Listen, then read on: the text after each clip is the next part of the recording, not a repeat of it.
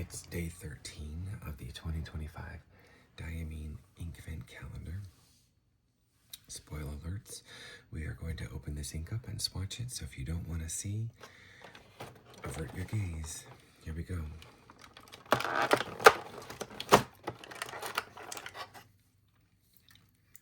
Alright, this ink is called Molten Basalt, and it is a standard ink. Looks like it would be in the medium to dark blue family. Let's bust this bad boy open and find out. Well, that one couldn't have been harder to open. Alright, let's do some swatching and get this rocked out. I'm going to try to make this one as quick as yesterday's. I feel like a quicker format is better received, but let me know your thoughts and comments on that idea. Maybe I'm wrong. Ooh, it's very clingy to the nib. That's a good sign. That should be a well lubricated ink.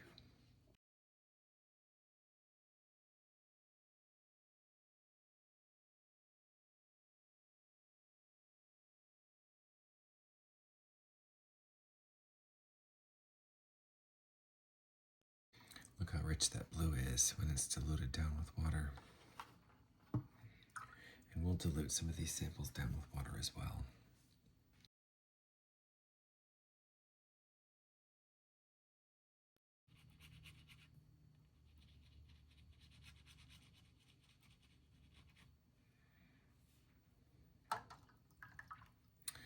Wow, that drops down to a beautiful blue. This really is a pretty blue black. Let's see what that ink swatch does on the Midori cream paper. This should be impressive. You can already see some beautiful shading there, but watch when we pull it down with some water. Oh my.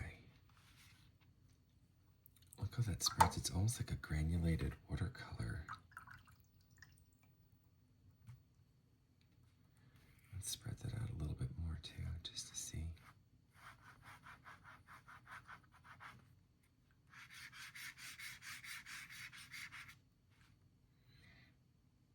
Oh, and there's some sheen popping through there.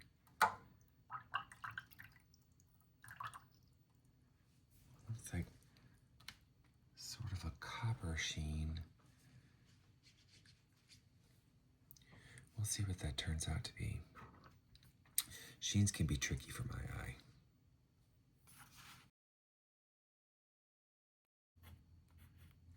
Sometimes with stub nibs, it takes me a second to find the sweet spot. It took me till the second line to figure out where the sweet spot was on that. And that first line where I wrote Hikoro felt awfully scratchy, but once I got down to the second line, it was much better. That sheen is really interesting. It's got such a pretty copper sheen to it. A blue-black with a copper sheen. And this says it's standard, but I'm seeing some sheen and some shading, and you can see it here too. So I'm gonna go ahead and tick those boxes. Maybe I can pick up a little ink from this puddle and not have to redip. Shading, sheening.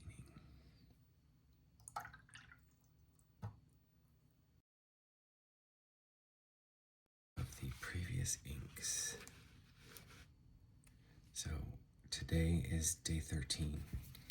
Yesterday we had day 12, which was bubbly, a greenish gold ink with gold shimmer. December 11th was Burr, a shading shimmer ink in the medium blue family. Has blue sheen. I'm sorry, blue shimmer. Nostalgia, which was sort of a chameleon color. It started out brown and ended up sort of a purpley color. That was from December 10th. December 9th was Bittersweet. They call it a standard. It is a very vivid, bright, almost apple green. was a monster sheener called Dreamcatcher. It's a beautiful blue with a very vibrant magenta sheen. Day 7 was my least favorite, called Blush. It was a standard ink. I'm not going to say anything more about that. I feel like I've trashed it enough. December 6th was my number 1 favorite so far, Fur and Fog. It was a sheening shimmer multichrome ink with green base, green shimmer. It's just beautiful. Day 5 was Marie Rose, a really pretty shading amber ink. Day 4 was a very stinky, scented, shading brown ink called Smoky Tobacco. Beautiful color though. I will probably end up getting that color. Day 3 was a pigmented ink called Carousel. Day 2 was a sheening ink called Energy. Not quite as much of a monster sheener as the other one, but still quite sheeny. Oops. And the first one was a shading and shimmer ink with a slight amount of sheen called Celestial Skies. This is my number 2 favorite.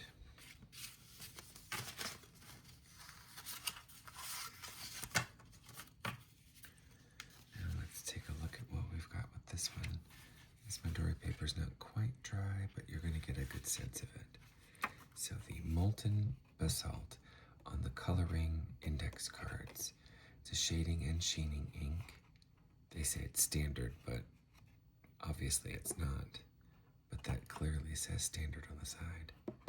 So it's kind of a multi-chrome too, because I'm seeing browns and blues in there. It started out as a beautiful midnight kind of black blue, and it definitely has some sheen that's coming off.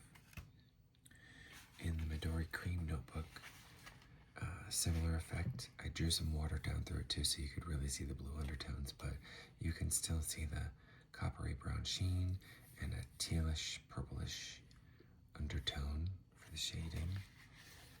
And then in the 2025 Bad Batch Tomoe River paper,